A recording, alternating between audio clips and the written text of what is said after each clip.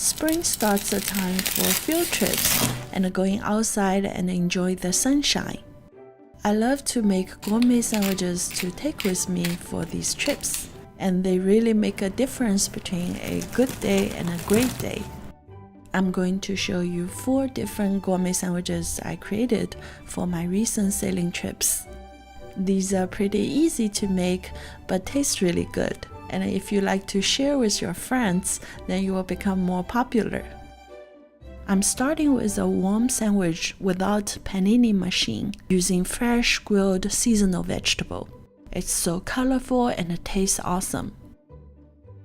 I'm using ciabatta bread, which has a crispy outside, can handle more filling and stay in shape better, and also has lots of air pocket, which can absorb more sauces and flavor. The main ingredient is going to be some colorful seasonal vegetable.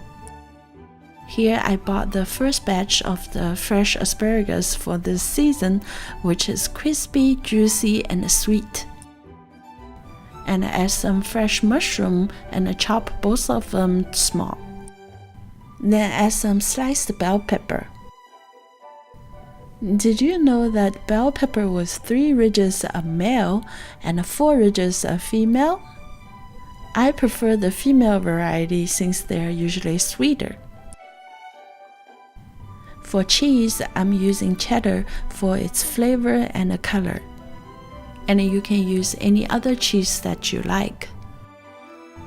And you can use the sliced cheese, but I prefer to grate my own. And if you don't have a cheese grater, you can also use a vegetable peeler.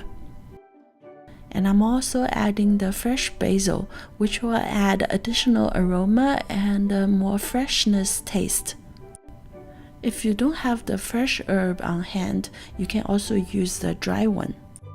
Just add them earlier when you pan fry the vegetables. For meat lovers, you can add any kind of deli meat to satisfy your cravings. I'm also using EVOO to go with the whole Italian theme for this sandwich. And using some salt and pepper for seasoning. Let's quickly saute the ingredients. Heat the pan on medium heat and adding some olive oil. And quickly saute the mushroom for about a minute. Then adding the asparagus for about half minute. Then adding the salt, pepper, and the sliced pepper. Mix them for a few seconds, then immediately remove from the heat. It's important to saute the vegetable quickly to keep the asparagus and bell pepper crispy. Then we are going to toast the bread. Then adding the grated cheese on top of the bread and cover with a lid. When the cheese is all melted, it's time to assemble the sandwich. Make sure to press the sandwich harder when the cheese is still hot, so everything will stick together. And not like mine in the video because I was adjusting my camera. That's it, a very colorful, warm, and tasty sandwich. And you can keep it vegetarian or adding meat as you like. The next one is an open sandwich, avocado toast. I'm using a rye bread here to keep it more healthy, but you can use any kind of bread that you like. And I always like to toast my bread, so it will hold the topping better and add more flavor. After toasting, add some mayonnaise. I really like this Japanese QB mayonnaise, which is creamier and has a touch of vinegary taste. It is delicious. And adding some honey mustard, which is my personal preference. When you got the avocado at home, making sure they riped on the counter, then you will store them in the refrigerator. Now it's time to open and slice the avocado. And you can just put the avocado slice flat on the bread, or you can make a shape. To look for a fresh avocado, you can look for a shiny, oily exterior as an indication of the freshness. If the stone has been fallen off, then it might be an indicator that the avocado is ripe on the tree, so it's even better. To test whether an avocado is ripe or not, you will hold it in your palm and use your whole hand, not finger, to hold the whole avocado. You should feel it's a strong person's hand, so it is meaty but also very strong. Finally, you will finish it off with some salt, grounded pepper, and drizzle some EVOO, then it is delicious. The third sandwich is made with potato egg salad Asian style. I loved this when I was a kid, and I have fond memory of it. First, to boil the eggs. Boil in cold water, and when it's boiled, let it simmer for about 5 minutes. Then turn off the heat and let it sit with the lid on for about 5 to 10 minutes, depends on the texture that you like. Then you will let it to run in cold water, deshell and cut into small pieces. Before you boil the potato, gently run the knife around the center of the potato. Run the knife so gentle and it's just enough to break the skin around the center, so it will be easier to peel later. Now boil the potato in cold water, then let it simmer for about 10 to 15 minutes. Then run them in cold water and the skin should be so easy to take it off. Cut them in small sizes too. Then add in some red onion and celery to small chunks, and it will add lots of flavor and texture. You can vary the quantity depends on your preference, and here I'm using half of the onion and 2 stalks of celery for 5 eggs and 4 small potatoes. I'm using mayonnaise and honey mustard again to not only give flavor but also serve as a glue to make everything come together.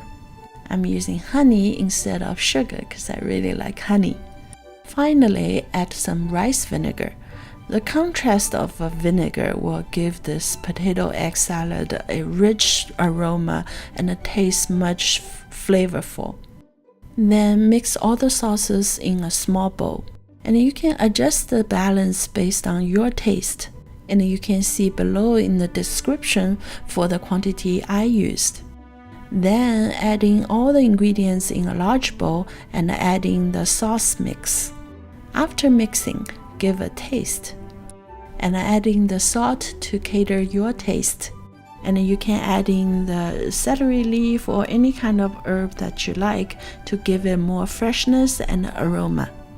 If you don't want to make a sandwich, you can eat as it is now and it tastes delicious. If you let it sit in the refrigerator for like 20 minutes, it will taste even better. Asian style sandwich usually use the white bread, and I like to toast it as well. Finally, finish it off by spreading the potato egg salad on the bread, and it's ready to eat. To make it fancier, you can even cut off the 4 sides. After I made this sandwich, of course I cannot wait for lunch, so it became my breakfast. I definitely had a fun walk down to my memory lane that morning. The fourth sandwich is a creation of prawn tempura sandwich. First, start with some big prawns. Deshell the prawn except the tail and the last section of the body. Remove the vein on the back by butterflying with a knife. The vein is just the poop of the shrimp and it tastes bad too. Rinse the prawn with some salt and a little bit water, and use a paper towel to dry it off. For the traditional Tokyo style prawn tempura, you will need to stretch the prawn longer. First, slice the prawn about halfway through along its stomach side diagonally. Then flip it over and slice it on the back side halfway through, but needs to turn about 45 degrees. Now it's the wacky part. Use both hands, most of the finger, to press down the shrimp and break the connecting tissue and stretch the shrimp. The press should be firm yet gentle for the meat. When you hear these popping sounds, then it's a success. Then cover all the shrimp with cake flour and set it aside. Now let's make the tempura batter. Use a large bowl and beat an egg thoroughly, adding 1 teaspoon of salt and mix with the egg, and adding 5 mg of ice water, and that's the secret for a crispy tempura. Mix and then adding 250 grams of cake flour. Gently press the cake flour into the liquid, and please don't stir heavily, otherwise you will ruin the batter. When most of the flour is absorbed into the mixture, then you are done. And it is good to have some small lumps floating. I'm using canola oil for deep frying, but if you use peanut oil, it's even better.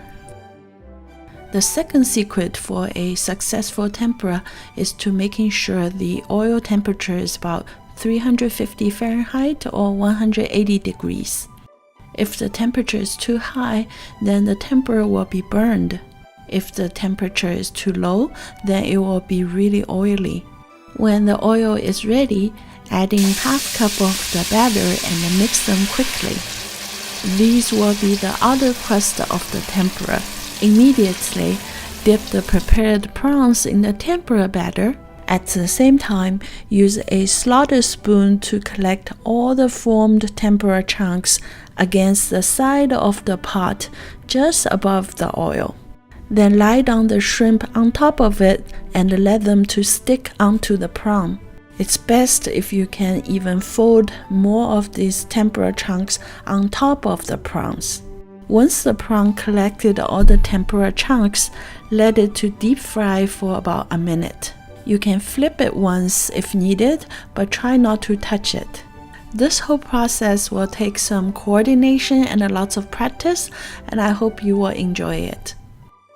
I'm using 2 slices of the white bread again and spread some mayonnaise and ketchup on each side.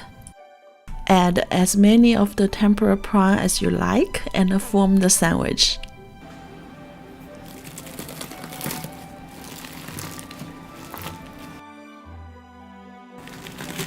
And the secret is to eat as soon as possible.